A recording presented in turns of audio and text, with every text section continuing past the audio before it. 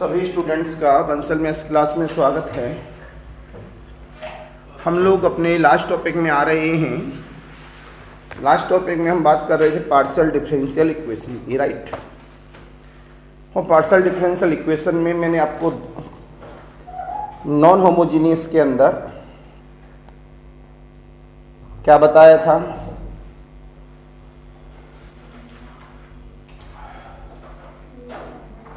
कि हमारे पास जब फैक्टराइजेशन हो तो हम लोग किस तरह से सी एफ निकालते हैं। जब पावर वन में फैक्टराइजेशन ना हो तो हम किस तरह से सी एफ निकालते हैं। तो सी एफ मैंने समझा दिया था सभी बच्चों को। आज की इसमें प्रॉब्लम भी मैंने करा दी थी। आज की बारी है पी आई की। किसकी? पी आई की। तो हेडिंग देंगे सभी बच्चे फॉर पी आई। सभी बच्चे हेडिंग देंगे फॉर पी आई।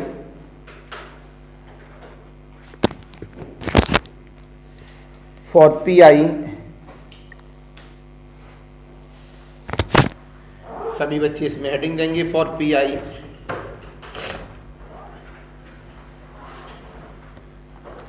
देखो पी आई का जो नॉन होमोजेनियस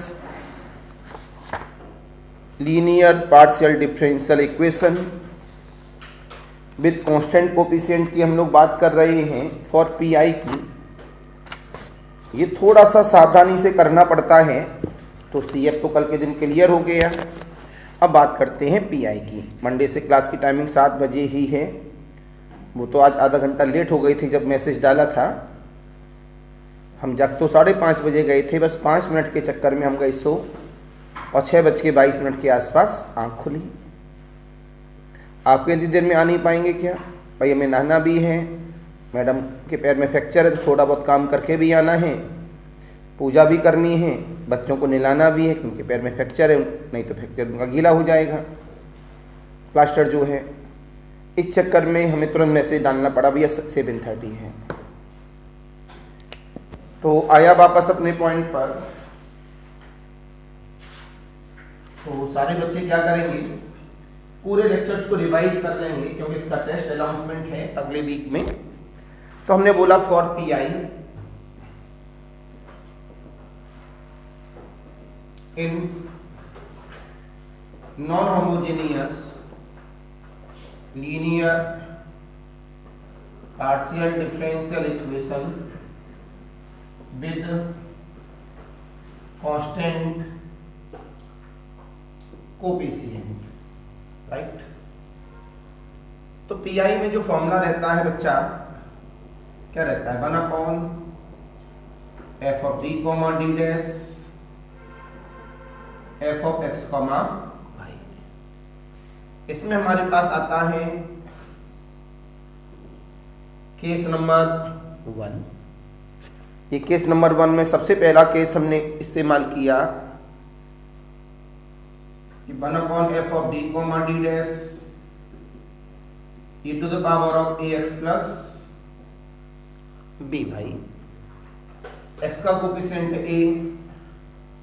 तो d की जगह e, y का कोफिशिएंट है b तो d डैश की जगह पर b आ जाएगा हमारे पास। क्या हुआ? 1/f ऑफ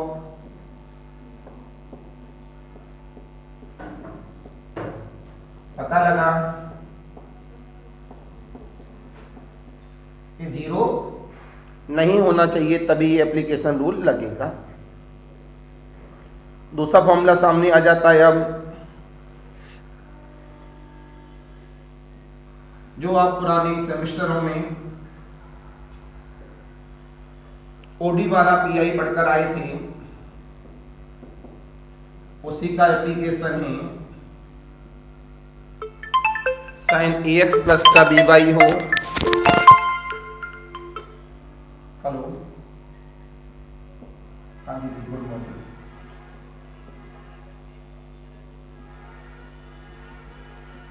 मैं क्लास कर ली।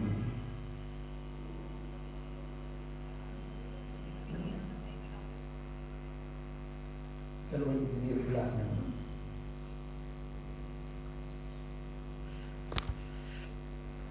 तो यहां से जवाब मिला आप सभी को कि कि 1/f(d, d' sin of ax plus by 1/f(d, d' cos of ax plus by। तो हम यहाँ पर देखते हैं जो डी स्क्वायर है उससे पुटअप करेंगे minus times of A square से डी स्क्वायर। पुराना ओडी वाला याद आ रहा होगा। डी डैश स्क्वायर को पुटअप करेंगे माइनस के बी स्क्वायर से, डी डी डैश को पुटअप करेंगे अब माइनस के ए बी से। अकेला डी है वो डी बना रहेगा, अकेला डी डैश है अकेला डी डैश बना रहेगा, कांस्टेंट है कांस्टेंट बना रहेगा। बस ये बातें यहाँ पर यूज होंगी डिनोमिनेटर में according to sine and cos. लेकिन आपको ये बात पता होना चाहिए कि डिनोमिनेटर जीरो वो तो हमेशा से पता है, हम कहें या न कहें ये कॉमन सेंस से हमेशा फिक्स कर लो। मैं आपको बार बार समझा रहा हूं एक ही बात बार बार, पढ़ने के तरीके को कॉन्सेप्ट के बेस पे लेके आओ। तो यहां से क्या बोला गया, and denominator is non zero. अब तीसरे वाला केस आ जाता है, इसमें से ऑब्जेक्टिव भी मिल जाएंगे बहुत सारे जो बोर्ड पे लिख रहे हैं। सब्जेक्टिव की अगर मास्टर बन गए फिर तो आपके मजे मजे हैं। अब इसमें आ गया पॉलिनोमियल, किसमें एक्स एंड वाई में क्या आ गया हमारे पास, पॉलिनोमियल किसमें एक्स एंड वाई में। याद करिए जब ओडी में हम लोग काम करते थे, किसमें काम करते थे, ओडी में, तो ओडी के पॉलिनोमियल के नेचर में, किसके, ओडी के पॉलिनोमियल के नेचर में आप क्या करते थे, ओडी का अगर पॉलिनोमियल है हमारे पास तो उसमें आप लोग क्या करते थे, वही एप्लीकेशन इस जगह पर हमारे पास काम करेगा। किसके लिए, ओडी के पॉलिनोमियल का नेचर। तो याद करें ओडी के पॉलिनोमियल के नेचर में जब हम लोग अप्लाई करते थे e की power ax plus B Y अपना अलग हो गया, राइट। इसके बाद अपना sine ax plus B Y cos ax plus B Y अलग हो गया। पॉलिनोमियल में मान लिया दे दिया उन्होंने एक्स स्क्वायर बाई की पावर 3, क्या दे दिया, एक्स स्क्वायर बाई की पावर 3। तो वहां पर हम लोग क्या करते थे, याद करो ओडी के पॉलिनोमियल में, कोई बताइए, गलत बताओ कोई दिक्कत नहीं है। कॉमन क्या, मेन पॉइंट से कॉमन क्या लेते थे, बताओ भाई, कॉमन क्या लेते थे,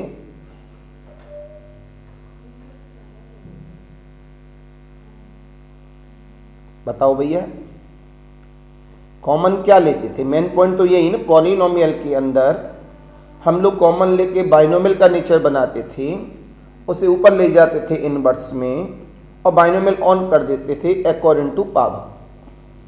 या एक्स और वाई दो हैं तो एक डी डैश डी चलता है और एक डी डैश चलता है। तो डी मतलब एक्स के लिए काम करेगा, डी डैश मतलब वाई के लिए काम करेगा। तो इसमें हम लोग क्या करते थे, जो हमारे पास सबसे लोअर पावर रहती है, अगर कांस्टेंट है तो कांस्टेंट को कॉमन ले लेते विदाउट साइन, विद साइन। अगर कांस्टेंट नहीं है तो जो डी की सबसे लोअर पावर है उसे कॉमन ले लेते, राइट। तो सीधा सीधा सा मतलब समझ लो, जब पॉलिनोमियल है एक्स और वाई में तो हम लोग क्या करते हैं, कॉमन लेते हैं किसी एक टर्म को। वो टर्म सबसे पहले ढूंढा जाता है कांस्टेंट विद साइन, कॉमन ले लेते हैं। अगर कांस्टेंट नहीं है उसके अंदर तो फिर डी का लोअर पावर हमारे पास कॉमन आ जाता है। हो सकता है कि अपना ये एप्लीकेशन किस नेचर पे काम कर रहा हो, जो पुराना होमोजीनियस है। हो सकता है अपॉन में आ गया हो, ये तो नॉन होमोजीनियस है। कभी कभी क्या होता है, ये नॉन होमोजीनियस इज राइट, लेकिन जब इसके फैक्टर किए एक फैक्टर होमोजीनियस हो गया और एक फैक्टर नॉन होमोजीनियस हो गया। अगर जो फैक्टर होमोजीनियस है तो उसमें होमोजीनियस का रूल लगा सकते हैं, और जो फैक्टर नॉन होमोजीनियस है उसमें नॉन होमोजीनियस का रूल लगा दें।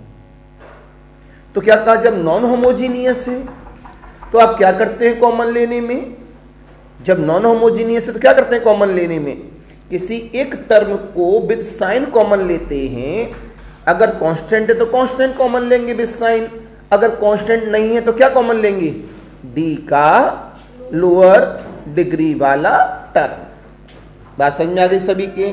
तो आपने क्या जवाब दिया इसके सेंस में, आपने इसमें जवाब दिया, तो क्या जवाब आ गया,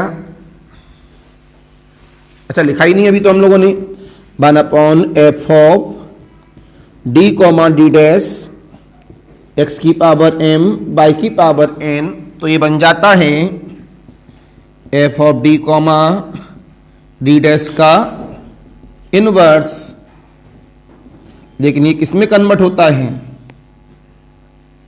कन्वर्ट इन बाइनोमियल। किसमें कन्वर्ट होता है, ये बाइनोमियल में हमारा ये कन्वर्ट हो जाता है। इसके बाद हमारे पास इसमें आता है रूल नंबर 4, ये सिंगल फंक्शन है, ये भी सिंगल फंक्शन है, ये भी सिंगल फंक्शन है। अब इसमें आता डबल फंक्शन के लिए, यहां पर अब ये डबल फंक्शन काम करेगा। डबल फंक्शन में कहा गया e की power ax plus B Y into capital V। V कौन है, function of x and y। तो यहां से हम लोग क्या करते हैं, e की पावर ax प्लस वाई को बाहर कॉमन ले लेते हैं। जब कॉमन लेंगे तो ये भी ओडी वाला ही रूल है, तो जहां d है वहां क्या हो जाएगा, d प्लस a, और जब ये पूरा कॉमन आ रहा है तो d डैश की जगह पर क्या हो जाएगा, d डैश प्लस b। तो यहां से पता लगा इक्वल ऑफ द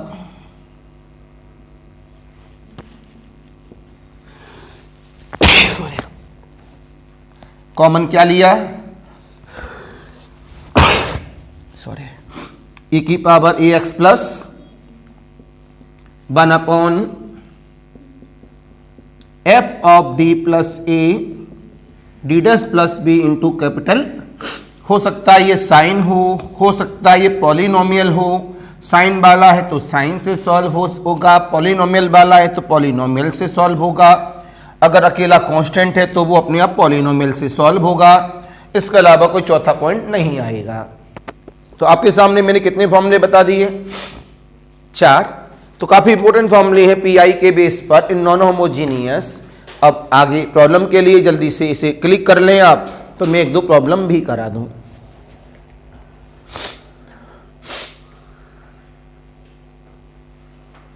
बेटा कितने बजे की टाइमिंग थी,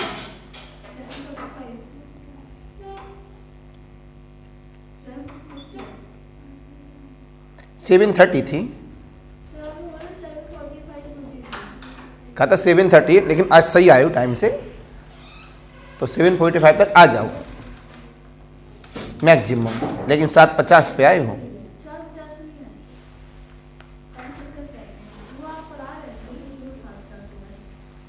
देखो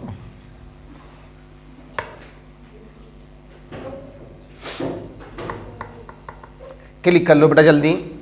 आज समय की कमी होने की वजह से जो आधा घंटा लेट हो गई हम आने में, क्योंकि बीच में हमें भागना पड़ता है बच्चों को छोड़ने के लिए, इसी वजह से हमने अपनी क्लास मॉर्निंग लगाई है 7 बजे से, जैसे कि हम अपना प्रॉपर वे दे सकें क्लासों में। एक बार क्रॉसिंग का झंझट है ना, बड़ा टेढ़ा मामला है यहाँ क्रॉसिंग का। It is clear. आगे बढ़ाते हैं हम लोग सभी। अब आप प्रॉब्लम देखेंगे आप सभी। देखो बेटा, अब कोई भी प्रॉब्लम ले लो, अब तो रूल सारे आ गए। प्रॉब्लम नंबर 1, सारे बच्चे ध्यान से देखिएगा। जैसे कि हमारे पास प्रॉब्लम नंबर 1 ने कहा, एक बात और प्रॉब्लम नंबर 1 से पहले, आपको बताया था अगर केवल डी जेड होता है हमारे पास तो सी एफ इसका क्या बनता है, φ1 ऑफ y।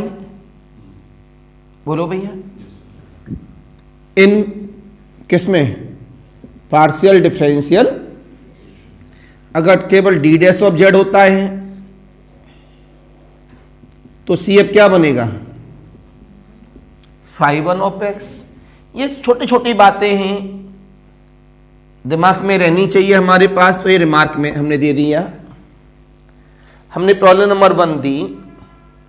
प्रॉब्लम नंबर 1 ने कहा t प्लस सॉल्व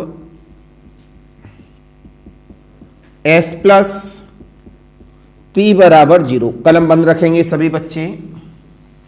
आपने बोला गिवन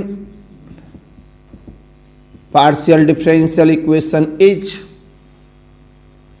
तो क्या बना, t plus s plus p बराबर 0। ये जानना पड़ेगा ये पार्शियल है या ओडी है। s और t का नाम आते ही समझ गए कि ये पार्शियल है, तो p का नाम आते ही समझ गए पार्शियल है। t का मतलब डेबर बाई 2, s का मतलब, p का मतलब,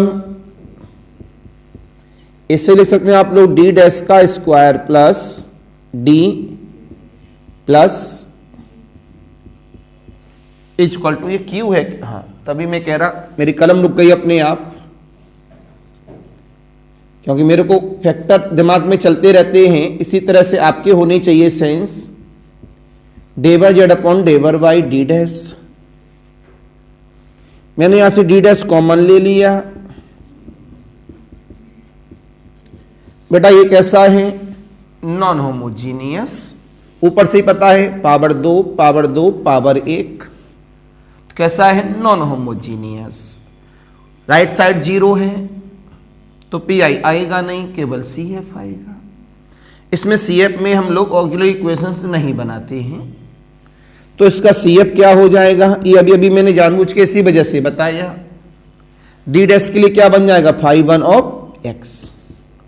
इसके लिए याद करो कल बताया था d minus M D dash minus का k1। तो फॉर्मूला क्या बताया था, e की पावर k1z। k1 की वैल्यू क्या है, माइनस का 1। क्या बताया था मैंने, e की पावर माइनस का k1 x, z नहीं x। φ2 of y plus m1 x, लेकिन वहां माइनस m1 लिखा हुआ था, यहां डी डैश के आगे कौन है, प्लस का 1, तो क्या हो जाएगा, y माइनस का x। आप सी एफ को बोर्ड पे देख रहे हैं, केवल एक लाइन में ही सी एफ आ गया है, कल वाले मेरे लेक्चर से और आज वाले इस बॉक्स से। एनी कंफ्यूजन, एनी डाउट, क्यों कल मैंने बताया था d माइनस का m1 d डैश माइनस का k1, then comparing k1 is the minus का 1, m1 इज द माइनस का 1। उसका फॉर्मूला था e की power k1 x φ1 of y plus m1 x। m1 की वैल्यू -1 है और k1 की वैल्यू भी -1 है, दोनों को पुटअप कर दिया, हमारा सी एफ आ गया। नहीं समझे, बोलो भाई। तो यहां से क्या मिला, रिक्वायर्ड सॉल्यूशन इज